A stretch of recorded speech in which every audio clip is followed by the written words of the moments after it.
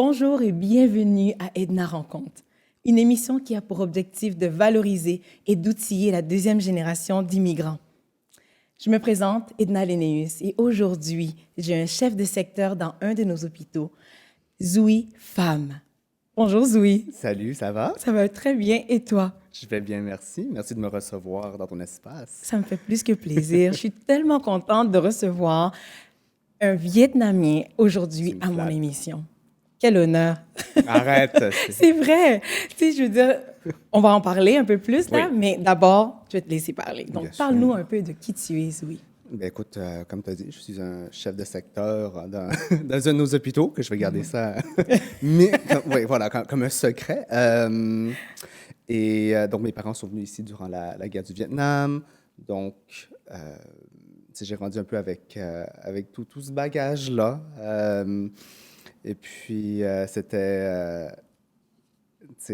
bon, c'est stéréotype, justement, pour les gens asiatiques, de bien performer. On veut que tu deviens un docteur. Je l'ai vécu. Donc maintenant, aujourd'hui, je suis docteur adjacent, comme je m'amuse à le dire. Donc, je travaille avec beaucoup de docteurs, Oui. mais fait que c'est un peu ça. Et puis, je pense que c'est un peu le sujet dont on va jaser avec la rencontre d'aujourd'hui. Là. Effectivement, Toutes ces attentes là, qu'un Asiatique dont les parents ont émigré doivent vivre avec. Là. Mhm. Est-ce que tu es né à Montréal ou bien tu es né au Je Vietnam? suis né à Montréal. OK, donc Ouais. est-ce que tu as connu ton pays natal, les pays d'origine? Tu vas rire. J'aurais d'y retourner. Éventuellement, c'est quelque chose que je veux faire, mais j'ai une allergie aux arachides. OK. Genre de tous les allergies que je peux avoir. Oui. Donc, j'ai un peu peur. OK, Et puis, j'ai pas pourquoi? envie que ce soit un one-way trip. Écoute, l'arachide est très prévalent dans la cuisine asiatique, dans la cuisine vietnamienne. Et là-bas, je le dis souvent, ils utilisent de l'arachide moulu. Oui, Donc, c'est en vrai. poudre.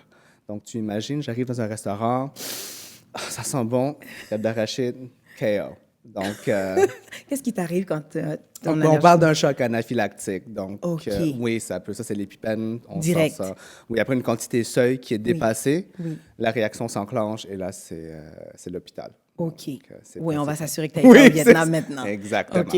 Bon, tu peux rester ici en attendant. Merci, j'apprécie beaucoup. Mais j'imagine que tu as entendu parler beaucoup du pays, puis Ben de oui. comment c'est, Oui. comment ça fonctionne. Oui, OK. c'était... Mais, tu sais, par bribes, c'est sûr que l'expérience de mes parents, c'était... tu sais, on dirait qu'il y a eu la période avant la guerre, Oui. et ensuite la période pendant, et... Et oui, des fois, ils se permettent de me parler du Vietnam avant la guerre, mais pendant, j'ai très peu d'informations. Je pense que ça a été une expérience très douloureuse et traumatisante pour eux. Donc, ce n'est pas quelque chose qu'ils veulent, qu'ils souhaitent revivre à tout bout de champ. Donc, ils le ressortent seulement quand ils veulent me faire des leçons. Voilà.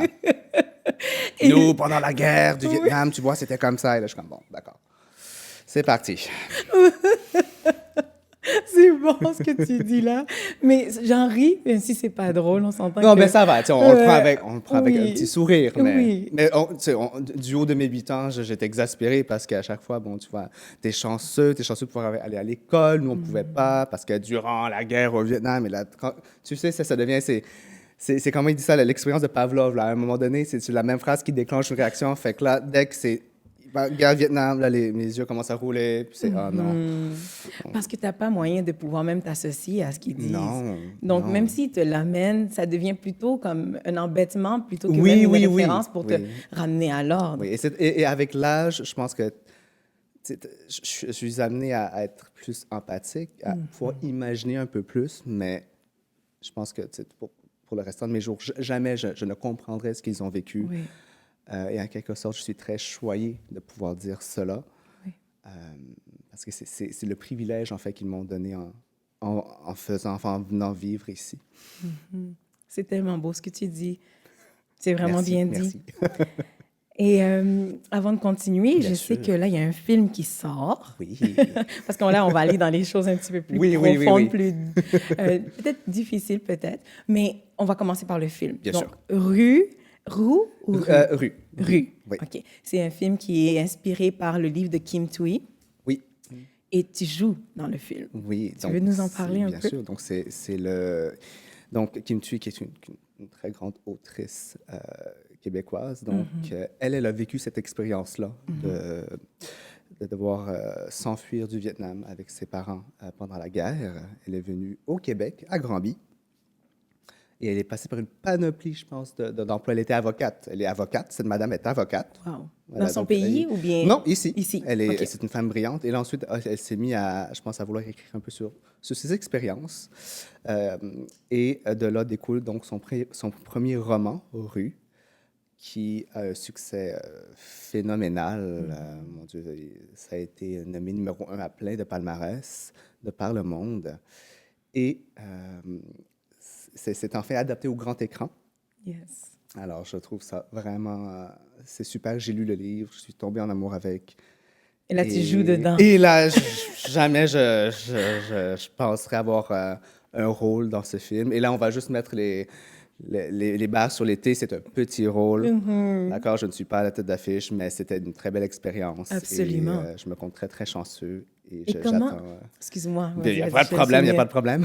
Mais comment tu as fait pour savoir que, justement, est-ce qu'on cherchait des Vietnamiens? C'est une amie qui m'a montré OK. une annonce Facebook. OK. Ils étaient rendus, je pense, à faire un casting. Je pense qu'ils appellent ça du casting sauvage. C'est-à-dire que c'est littéralement un appel au public. OK. On recherche du monde parce que dans notre bassin ou avec les agences, on ne trouve, enfin, on n'a pas les personnes ou on ne trouve pas nécessairement assez de personnes, bref. Et bien entendu, là, on parle des Vietnamiens. Et donc, c'était pour un rôle de Vietnamien dans la début trentaine, qui maîtrisait en fait le vietnamien, l'anglais et le français. Wow. Un homme. Et mon ami m'a montré ça. Elle a dit, écoute, ce serait très drôle si...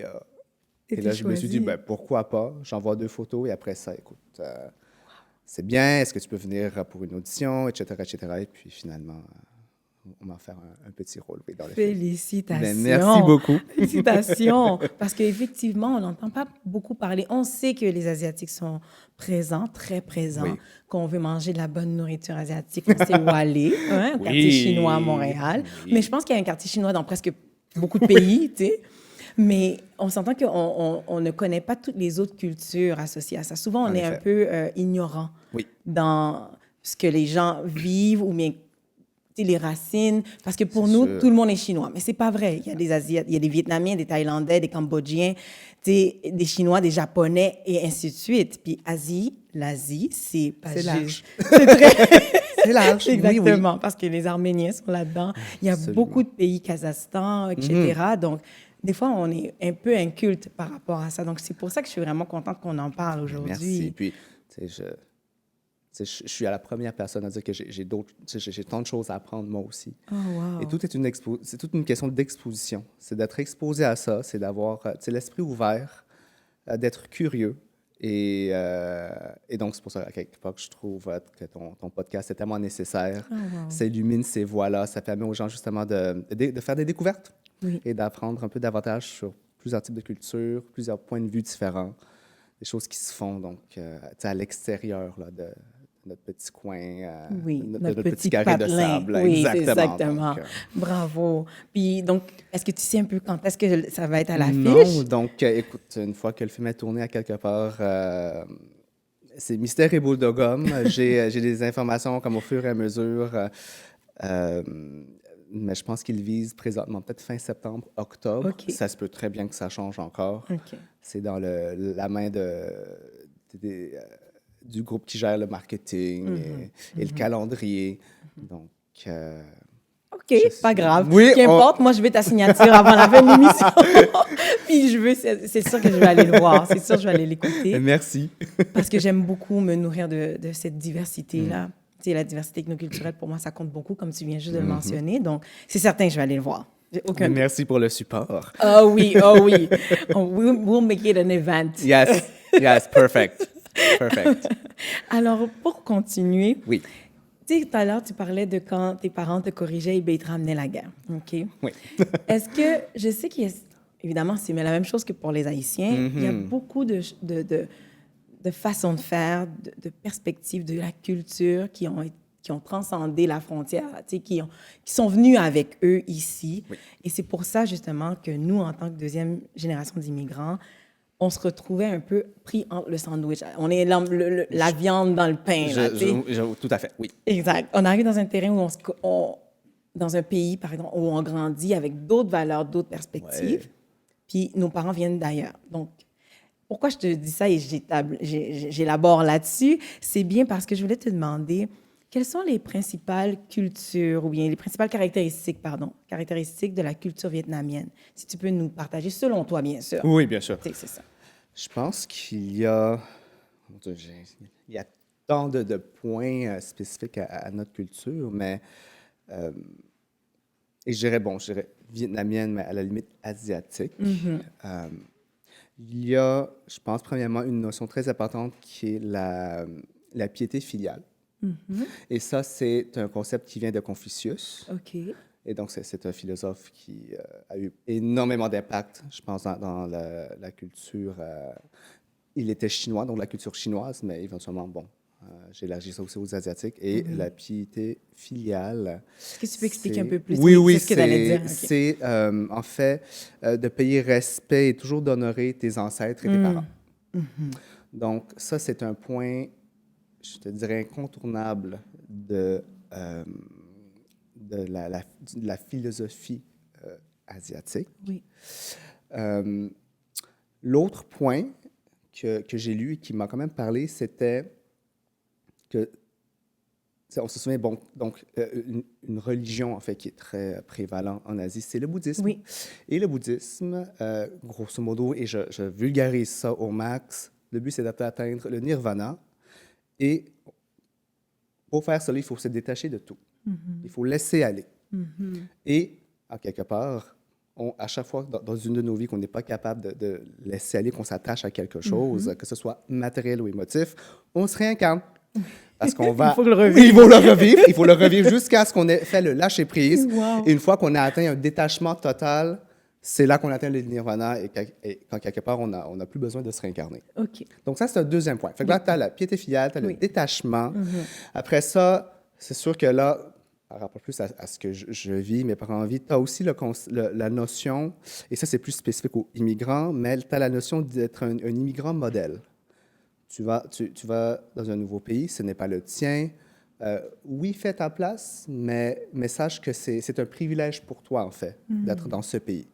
Donc, sois discret, ne cause pas de troubles, n'élève pas le ton. Et là, tu vois où on s'en vient. Oui. C'est qu'il y a beaucoup de ces notions rattachées à la culture asiatique qui, en quelque part, amènent une personne asiatique Oui. à être discrète, à ne pas justement nécessairement mettre... Bon, moi, je dirais, c'est pas qu'elle ne veut pas mettre son pied à terre, mais sa culture lui dicte justement de se faire petit. Oui. Et une chose qu'on a pu discuter ensemble avant aujourd'hui, c'était ce silence asiatique Oui. que j'aime bien. Tu l'amènes, tu dis, tu sais, il y a comme une forme de silence. Et moi, je te dirais justement qu'avec justement ce que je viens d'amener, il y a ce silence-là, c'est un silence verbal, mais c'est aussi je dirais, un silence physique. Dans le comportement, dans le non-verbal, Oui. c'est muté, Pas beaucoup d'expression. pas beaucoup d'expression. Oui. Euh, Et je trouve ça tellement spécial. Continue, mais mais j'ai je des suis choses... d'accord ouais. avec toi aussi. Et en fait, tu m'as forcé à faire du travail parce que là, j'ai dû réfléchir. Je dis, mais pourquoi? Et Merci. tu sais, ça retourne un peu à ce que justement, je vais dénoncer. Tu sais, on veut bien paraître. On veut pas perdre le contrôle. On veut toujours Oui. avoir l'air d'être en contrôle Oui. de soi, que ce soit par la parole ou notre attitude, pour être un immigrant modèle, parce que justement, on ne veut pas causer de problèmes. Et aussi, si jamais il fallait qu'on perde le contrôle et qu'on dise des niaiseries, c'est nos parents qui vont, en quelque part... Ah, les ancêtres. Là, c'est là Voilà, que ça les rentre. parents, les ancêtres, on risque de déshonorer ceux qui viennent avant nous, surtout après le sacrifice qu'ils ont fait de quitter un pays et de perdre tous leurs repères pour se retrouver dans un endroit inconnu. On s'entend que ce serait une forme d'ingratitude, justement. de ne pas leur faire honneur. Et merci, c'est tellement bon. Là, écoute, j'ai tellement de questions pour toi. Ça se fait qu'on Let's go! fasse une partie 2, tu sais, de notre échange. Mais tu vois, tu disais tantôt la piété, comment la piété La quoi? piété filiale. Filiale, Oui, merci beaucoup. Piété filiale. Il y a aussi le côté du lâcher-prise, de oui, lâcher le contrôle. Quand moi, je regarde de l'extérieur les Asiatiques, c'est la culture que j'associe souvent au matérialisme. Tu sais, beaucoup d'apparence au niveau oui. des autos, le succès, l'argent. Il faut qu'il soit toujours en haut. La réussite à tout prix. Donc, d'où vient cette dichotomie dans le message? Tu me challenges. Oh, J'ai envie de te merci de le dire prendre. que, justement, quand je te disais de faire honneur à tes parents, Oui. je pense qu'avec le temps et aussi avec les moyens, ça a été comme tiré un peu à, à son extrême, si je peux dire ça comme ça. C'est que pour faire honneur à tes parents, tu veux bien performer, tu veux avoir des bonnes notes pour ensuite avoir un bon emploi.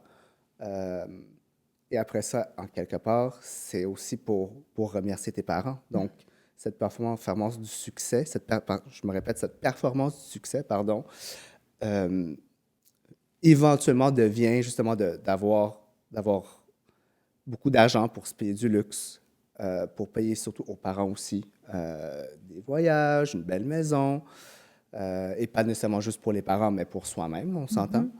C'est sûr. Fait que t'as tout, fait que, tu sais, d'où vient justement ce côté matérialiste, pardon. J'ai l'impression qu'en quelque part, c'est ce besoin de performer, ce besoin de redonner, de prouver aussi aux parents, et pas juste aux parents, mais à la société aussi, que ça va bien, Oui. que je réussis, que mes parents ont fait une bonne chose de venir ici. C'est à quel point c'est pour soi versus pour rassurer les parents qu'ils ont fait une bonne décision, qu'ils ont pris une bonne décision de quitter leur pays pour venir ici. Je pense que ça, c'est matière à débat, mais écoute, on pourrait passer des heures là-dessus. Mais, Oui. Et est-ce que le regard extérieur est extrêmement important? Est-ce que je pose la question, puis en même temps, je fais une affirmation? j'ai envie de te dire oui. Moi, je pense à ces pays avec une population immense. La richesse n'est pas infinie. Donc, il doit sûrement y avoir tellement de compétition. Et en tout cas, je parle pour moi, mais même déjà, ne serait-ce qu'à l'école, les parents instaurent puis, bon, je sais pas juste les parents asiatiques, je pense que Non, c'est exacerbé, mais aussi juste mais quand même. comment ça fonctionne dans une école. C'est pas tout le monde qui peut avoir des A, tu as toujours une moyenne, bref. Fait que déjà là, on se compare avec nos notes et nos pourcentages. Et Qui ça nous veulent rien dire, en qui- fait, En fait, oui, mais il pour faudrait l'école. plutôt. Oui, c'est ça. On devrait juste regarder ça par rapport à notre propre performance, mais à la place, ce qu'on fait, c'est que c'est quoi la moyenne? Combien de personnes ont eu plus que moi? Et là, c'est de là que ça commence. Et ça ne fait que continuer. Parce qu'on est aussi dans une société, je pense, qui pousse à cette compétitivité-là parce que bah, ça nous pousse à acheter plus gros, à acheter plus, à acheter des choses plus chères pour montrer à d'autres personnes que. Bref. Tellement, tellement. Mm. Et dans ces caractéristiques-là, donc, tu viens juste de mentionner tantôt, quelles sont celles qui ont eu un grand impact sur toi dans ta vie, deux ou trois, si tu veux? Pour moi, je Oui. pense que très jeune, c'était qu'il fallait que je performe, je te dirais. Donc, c'était d'avoir des bonnes notes. Il y avait une très grande pression, une très grande attention portée à ça. Et c'est sûr que, bon, aujourd'hui, j'ai une meilleure idée pourquoi, mais à 10, 11 ans, tu sais, je savais juste qu'il fallait que j'aie des A.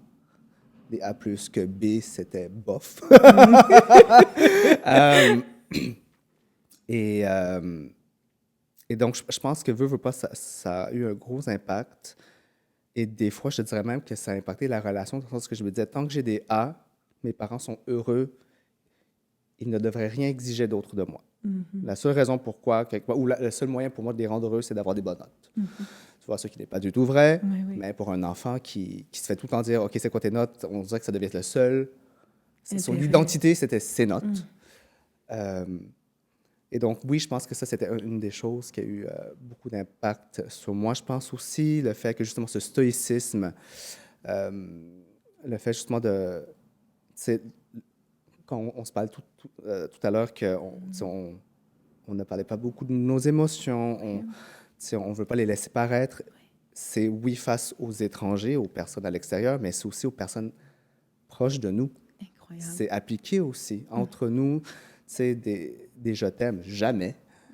Tu sais, tu m'as fait de la peine. Tu sais, je suis très contente, merci. Il n'y en avait pas. C'est exprimé d'une autre manière. Et là, OK. c'est la manière un peu plus... et je ne sais pas si chez vous, les Haïtiens, c'est pareil, mais Dis-moi la même chose chez nous. maman faisait, mettons, de la très bonne bouffe Oui. et faisait un repas spécial. Bon, et c'est super. Et encore Oui. une fois, avec le temps, tu comprends ça et ça t'attendrit. Mais à 11, 12 ans, ou dépendamment de certains types de personnalité, pour moi, par exemple, moi, je suis quelqu'un qui veut quand même beaucoup d'affirmations verbales et de ne pas en avoir eu beaucoup, ou des gestes aussi.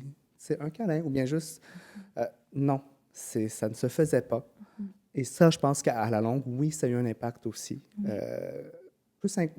Avant, c'était plus inconscient, maintenant, c'est conscient.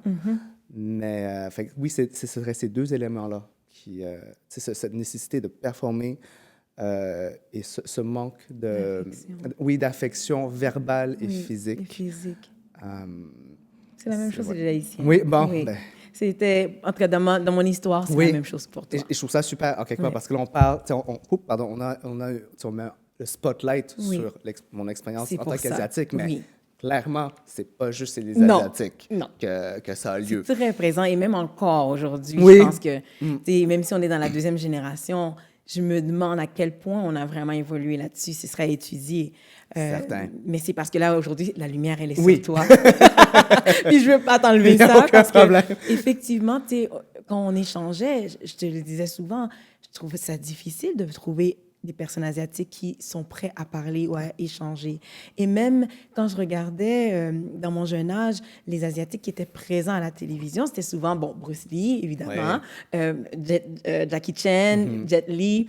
Ça, c'était des gens très éloignés. Ici, au Québec, ou bien au Canada, je veux dire, Kim Thuy est venu un peu plus tard. Ouais. Mais pour moi, c'était Passe-Midi, mon ami asiatique, là, tu sais, à la télé. Absolument, disons. c'est tout. C'est ça. Je Il pense n'y qu'il avait y pas d'autres personnes. Absolument. Quand j'ai grandi, Absolument. tu sais. C'est que là, je me dis, waouh, OK, il y a peut-être un message là-dedans. Puis en côtoyant moi-même, moi, j'ai mes sœurs cambodgiennes, parce qu'elles ne Oui. sont pas des amies, c'est des sœurs. Là, je le vois, l'enjeu, les défis. Évidemment, c'est toujours la même chose. On a tous des traumas du passé qu'on traîne avec nous, mais c'est sous d'autres angles, d'autres aspects. Oui. Et je trouve ça intéressant parce que tu disais justement que tu ne voyais pas beaucoup d'Asiatiques dans ta jeunesse. Oui. Avant cette entrevue, je veux quand même me préparer un peu, mais je suis allé sur le site de Canada, je regardais rapidement quelques statistiques.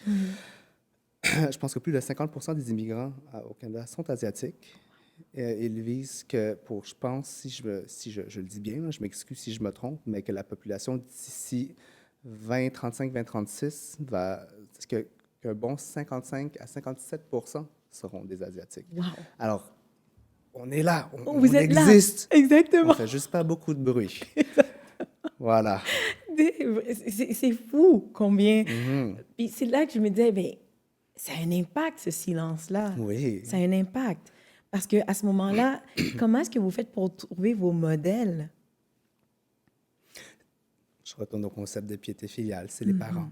C'est les parents. Oui, c'est les parents, ou bien si les parents, je veux dire, on s'entend que, bon, quand ils ont immigré, ils savent qu'ils ne sont peut-être pas les meilleurs modèles, mais là, ils pointent aux cousins, aux cousines qui sont devenus docteurs. Ah, tu vois, elle, c'est constamment, et là, ben, quelque part, c'est eux qui deviennent un peu les modèles qu'ils souhaitent que tu ailles. Oui, effectivement. Et les grands-parents là-dedans. Est-ce que toi, tu as grandi avec tes grands-parents? Moi, je n'ai pas grandi avec mes grands-parents. Ils sont restés au Vietnam. OK. Je pense qu'ils ne pouvaient pas faire le voyage jusqu'ici.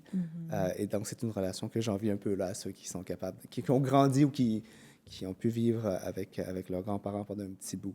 Oui, je comprends ce que tu dis. Ouais. Parce que, évidemment, en tout cas, moi non plus, je n'ai pas grandi OK. avec ça.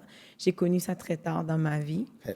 Mais je sais que comme pour les Asiatiques, les parents, les grands-parents, c'est très important. Oui. Le respect est de mise. Oui. Même les oncles, les tantes, même des fois les cousines juste plus vieux, là, Oui. juste plus vieux ont une importance, tu sais. Donc, Absolument. le respect est alloué à tout ce monde-là. Oui, je fais toujours la petite blague. J'ai une de mes cousines un Oui. peu plus âgée qui a un enfant et elle disait techniquement, tu devrais toujours dire, tu sais, ton lui. Il faut toujours que tu mettes le préfixe. Et elle a littéralement, je te dirais peut-être quoi, 5-6 ans de moins que moi. Elle dit, ben non, c'est ridicule. Je dis, il a 6 ans de plus. C'est comme si tu me forçais à l'appeler monsieur, femme tout le temps. Jamais. Et elle prend position Oui, déjà. proposition, mais Oh my voilà, la goodness. nouvelle génération. Mais c'est bien, c'est une bonne chose. Oui, c'est Ouais. bien. Mais comment, est-ce qu'il y a un clash entre tu sais, le fait que là, maintenant, ceux qui sont dans la troisième, évidemment, tout comme pour les Oui. Haïtiens, les gens parlent beaucoup plus, s'expriment beaucoup plus. Oui, ils mettent leurs pieds à terre. Exactement.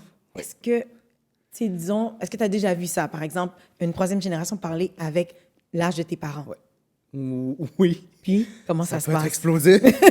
Parce que ça, mes parents, souvent, ils demeurent bouche bée. Mais Oui. voyons donc, comment elle se permet, ou c'est ça. elle devrait pas, mon Dieu, c'est un manque de respect, ou...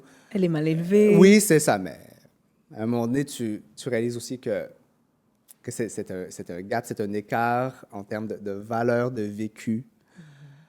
Je pense que ça Wow. va prendre du temps pour concilier tout ça. Ça se fera pas en une génération ou en 5-6 ans. Je suis d'accord avec Ouais. toi. Je suis tellement d'accord. OK. Alors, je sais qu'on a parlé finalement de beaucoup de choses que j'avais écrites Oui. ici. Tu sais, le silence qui... Et je m'excuse si je saute du coq à l'âne. Non, on est en conversation. C'est bon. C'est bon pour moi. Il n'y a pas de structure. Puis mon désir, c'est vraiment que tu puisses partager ce qu'il y a dans ton cœur. Excellent. Tu sais. Il n'y a pas de performance ici. Parfait. Oui, oui. J'ai bien appris ça. Tu me l'as rappelé. C'est super. Tu peux être toi-même. Tu peux être toi-même. Est-ce qu'il y a d'autres choses que tu voudrais nous partager, nous dire sur la culture que j'ai pas eu la chance de te poser comme question jusqu'à présent? Je suis sûr qu'on a... on a parlé un peu je dis un peu de beaucoup de choses, là, mais la performance, le besoin de bien paraître. Est-ce que tu pourrais me parler du suicide? Parce que souvent, tu te rappelles quand on échangeait, Oui. puis on se disait que à l'école, moi, ce que j'avais appris dans mes études au niveau du marketing, c'est que dans la culture, par exemple, japonaise, l'honneur... Oui. Bon, je te laisse ça. Oui, donc je On pense va que ce qu'on s'était dit, c'est que justement, l'honneur est une valeur très importante dans la culture asiatique. Bon, tu as pris le Japon comme exemple, mais je relie ça au point dont je t'ai parlé il y a quelques minutes, du fait que tu ne veux pas déshonorer ta famille, tu veux bien les faire paraître, piété filiale. Et c'est ça aussi, à quelque part, qui inspire tout ce côté peut-être matérialiste qui nous amène à... Il faut le démontrer. Il faut démontrer qu'on fait honneur aux parents. Et c'est un stress immense. Et d'où oui, il y a certains pays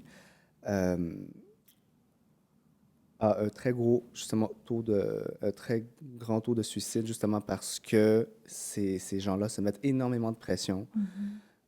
Une petite, j'ai le mot failure en tête, là, mais le terme français m'échappe.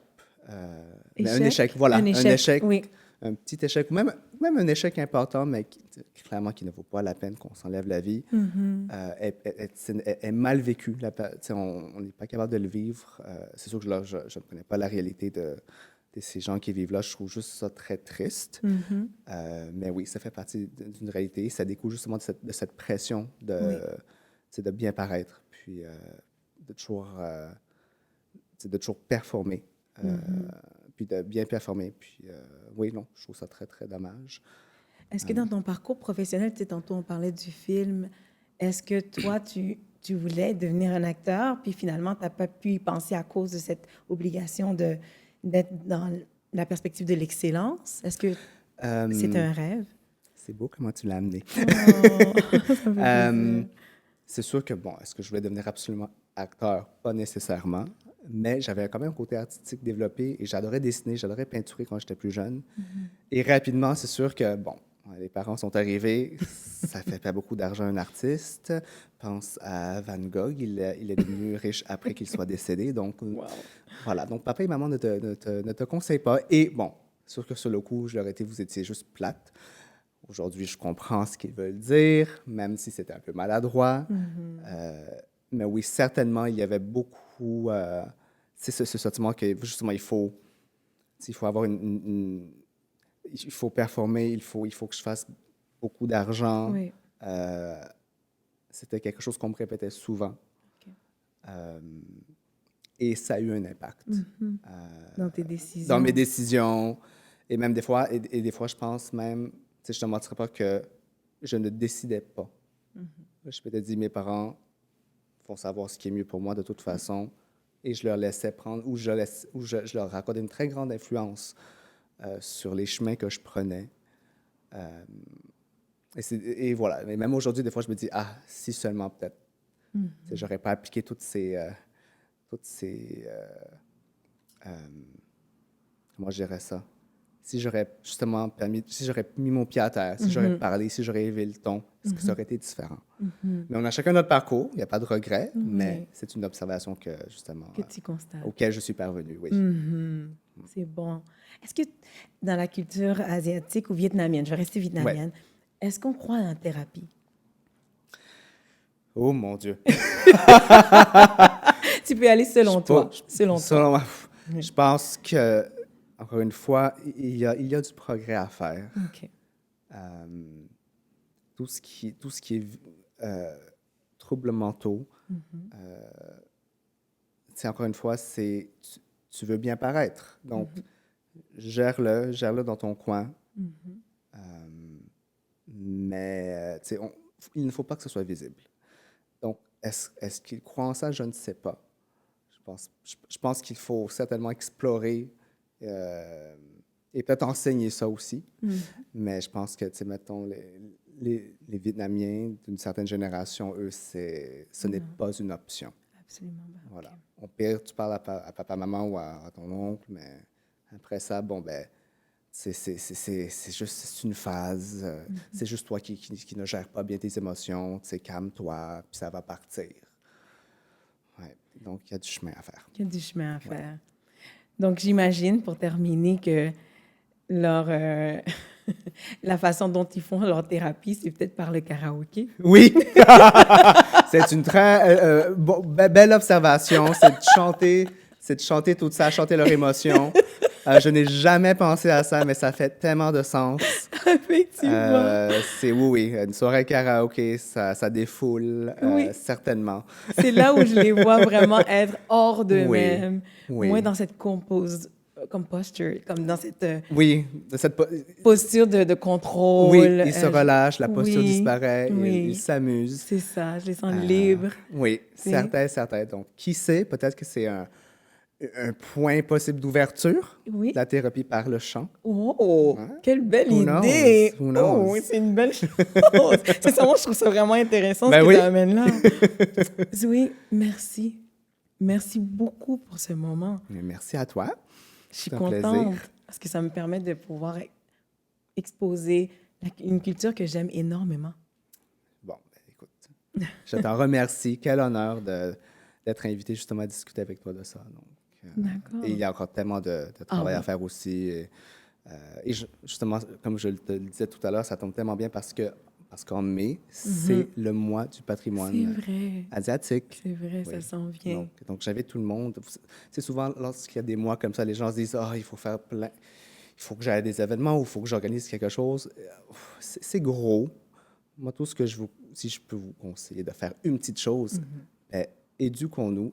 Il y a tellement de sites, justement, contre la haine anti-asiatique, justement. Et c'est sûr que ces sites-là montrent des statistiques, mais ils ont tout le temps un volet éducatif qui explique rapidement, qui démontre des faits.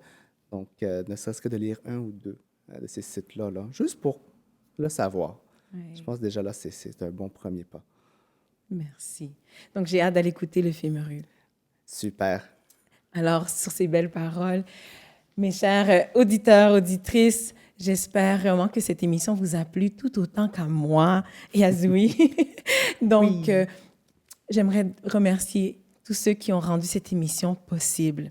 J'aimerais remercier les commanditaires et vous demander de partager cette émission, de vous abonner et de liker l'émission. Et sur ce, je vous souhaite bonne fin de journée. À la prochaine.